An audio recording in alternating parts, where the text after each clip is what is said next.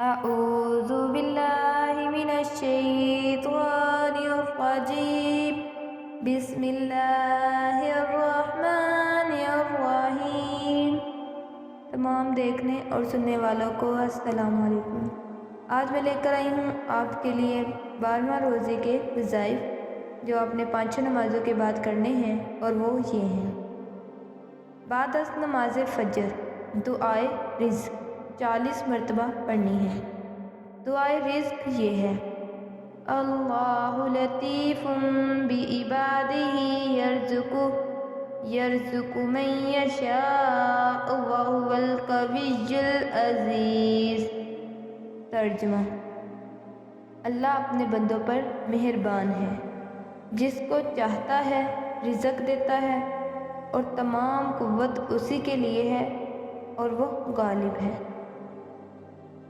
بعد از نماز ظہر سورۃ بقرہ کا پہلا رکوع 11 مرتبہ پڑھنا ہے۔ بعد از نماز عصر درود ابراہیم 47 مرتبہ پڑھنا ہے، جو کہ آپ نماز میں بھی پڑھتے ہیں۔